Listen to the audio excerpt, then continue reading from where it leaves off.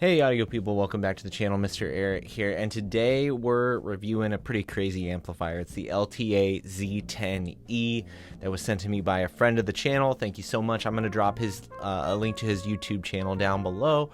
He's getting that started up, and we'll see what he does. So if you want to go throw him a little love and subscribe, that'd be cool. And do the same for me if you want.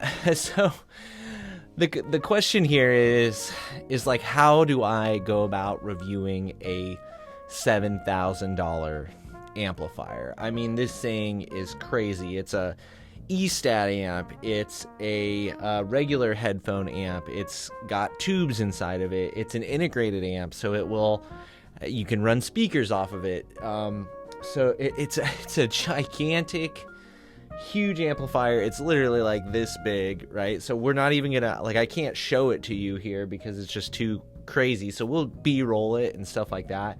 Comes with its own separate power supply. It's just this crazy thing. It came in a box that was like this big that weighed like 30 pounds, right? So I've never had a piece of gear like this before, and I don't really have much in the way of comparisons for it. So I guess we're just going to talk about the amp, and we'll talk about my impressions with it. Again, I'm probably not the expert on something like this. I mean, how many people have and try out multiple many thousands of dollar amplifiers? Probably the highest amplifier before this would be the RAL SA1B, which is, $2,000-$3,000 amplifier, which that thing was awesome. But I don't have a lot of experience in this field, especially with estats. Okay, so bear that in mind. That being said, this amplifier, my impressions of it, just out of the box, I was just kind of in awe of what this thing was.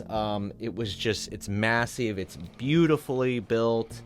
You fire it up, and it's just a whole process with turning on the separate power supply, and then you turn the power button on, and you got relays clicking and things going off. Gives you this, it has a cool little LED panel that welcomes you and lets you know it's warming up, and then you get to plug some stuff into it, and you just get to use that volume knob, and it just, it's so satisfying.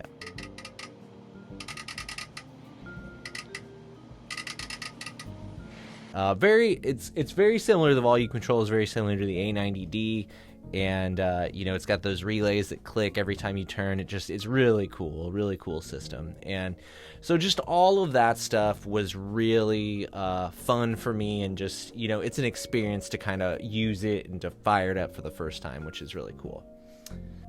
So I'm gonna go through here, and I want to just read off some of the specs for you, so you hear them and you know what this thing is capable of. So what I'd like to do here is, let me just give you a quick tour of the unit, and then we'll talk about what all it's capable of. So you've got a high impedance, low impedance headphone out. You've got a typical kind of estat stacks connector. You switch between, there's a toggle switch, so you can go between headphones and speakers. You can run, when you run speakers, you run the headphones at the same time, is what I found out. You've got the nice big volume knob here, which I love. You've got an input selector, and there are a handful of inputs and outputs. You've got two RCA ins, and you've got one set of balanced ins, and then you've got a set of RCA outs, and then of course you got speaker taps to handle speakers if you want to hook those up to this thing. So for the conventional headphone outs, you've got the low, which has 240 milliwatts into 32 ohms, and then you've got the high, which is 3 watts per channel at 32 ohms. I would say that in general, I enjoyed the high output more than the low output for headphones. I used it with things like the HP3. I got an Otour right now. I also have Ether CX over here, and I had the Ether 2s that I used with it, so I used kind of a wide range of headphones on this guy. I found them all to sound really clean, but we'll save that a little bit here for the sound of this. We've got the Stax output, or the Electrostatic headphone output, which is the typical 5-pin, and it says it's got 580 volts bias. Again, I'm not a big estat guy, so I don't really have much frame of reference on that. This is interesting because I do see that it's got a spot for a remote on it, but I don't believe mine came with a remote, but it says it's controlled by an Apple TV remote, so that's kind of unique. The volume control, 100-stepped attenuator. Smallest stepped is 1 of 100th total value using Vishay Dale 1% precision resistors. So I don't know if that means something to you. I think it just means you've got really fine volume control, 100 different steps. Everyone gets its own little relay click, and you're probably getting perfectly balanced channels with that, I would assume. It says output impedance is 1.2 ohms. Power supply is a linear supply using Bellison regulator and low ESR polyorganic capacitors. Again, I don't really know what that means, but I assume there's a lot that went into that power supply just because it's big and chunky. Input impedance 47K. Says hum and noise 94 dB below full output, measured at 20 Hz through 20,000 kilohertz. Power output with a 4 ohm load is 13 watts with a 0.5% THD. Power output with 8 ohm is 12 watts with a 0.5% THD. Says the frequency response is 6 Hz to 60 kilohertz. And the amplifier topology is a push-pull Class AB. Whew, that's a lot of specs, right? And normally I don't take the time to do all those specs, but I assume if you're in the market for something like this, you probably want to know all this stuff. Of course, I'll link to the LTA site so you can go check out any of that information and just double check all of it again if you're interested. I will note that it does say on here that they do have a 14-day no questions asked return policy, so if you did decide to buy one of these, you'd be able to demo it for a couple of weeks and send it back if you don't like it, which is probably a cool thing considering it's such a pricey product. One thing that I probably should mention before we get too into the sound is that I tried this both with my RU6, but I actually ended up buying a Bifrost 264 because I knew that I'd catch some flack if I only used the RU6. So I actually bought a new DAC just specifically to do this review because I wanted to make sure I was giving it a fair chance, although I'm sure some people will argue that still the Bifrost 264 isn't enough for the Z10e.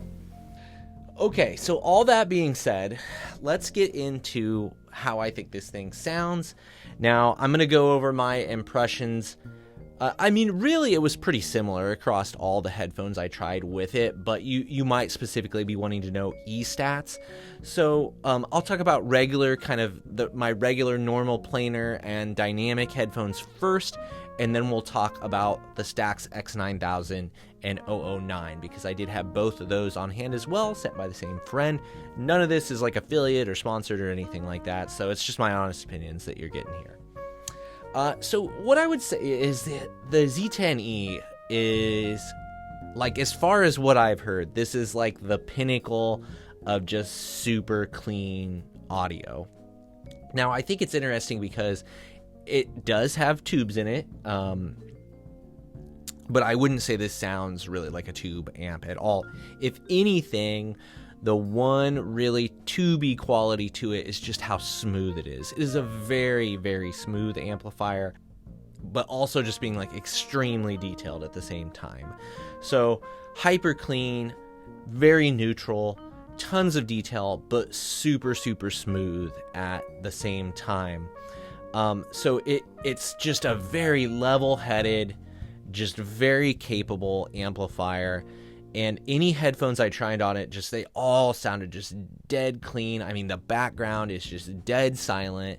It's very holographic in its presentation of like imaging and things like that. Just that everything is so well defined and well separated throughout the soundstage, which is, I wouldn't comment too much on the soundstage. Like it's pretty adequate, I would say. It's nothing like crazy special.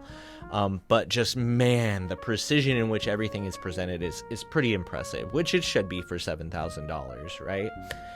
Now, at the same time, I didn't find it to be, I wouldn't call this amp like a fun amplifier. Like, I don't feel like there's much coloration going on. I just feel like it's super linear, neutral, and just very precise and smooth. So normally, that's not really my sound signature, if I'm being totally honest with you. This definitely does this type of presentation better than anything that I've heard. just because it has all that detail, but it also has the smoothness, so it doesn't grate on you at all, which like some of the topping stuff can sometimes grate on me with kind of that more analytical, neutral sound signature, but this does not do that. And then I would say that that's like, pair that with something like the X9000 from Stax, and you're just getting the ultimate, just clean, crystalline, precise, fast, neutral, just textured, just fully extended sound that you could possibly get. And again, I don't know that that really is like my niche for sound, but if all that stuff sounds really cool to you, then maybe this LTA Z10e would be for you, especially if you think you'd find use for, you know, having an estat and low impedance, high impedance, and speaker outs all in one package. I wouldn't say it's a convenient package, but it's not like a sleek convenient package, right? Because this thing is massive. You definitely got to have room to put this thing. So just it's an incredible piece of kit. I don't know that I would buy one, just again because that's not the sound signature that I'm like really chasing at this point. So I have my Quicksilver over there, and you guys know I love that amp if you've been following the channel at all. And while I can appreciate what the Z10e does, like, it doesn't do what the Quicksilver does, which is more in my alley, I think, where it's just a funner, more bombastic, more dynamic presentation as far as just like super engaging and pulling you in, and you know, not neutral, but a heck of a lot of fun. And just the Z10e is not that. It's just neutral, clean, precision, right? It is just, it's surgical.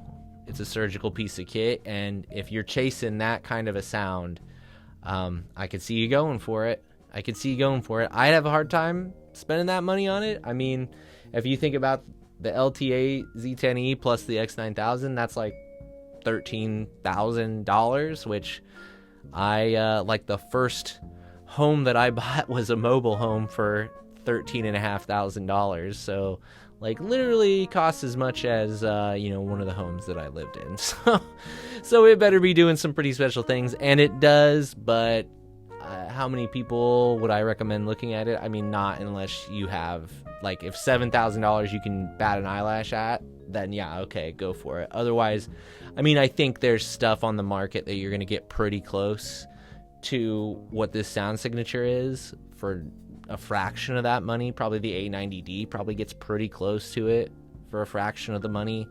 So I don't know if you're like an A90, a topping A90 fan or an A90D fan, if that type of sound like you really enjoy, but you want like to hear the ultimate stage of that, I think this is probably close to that.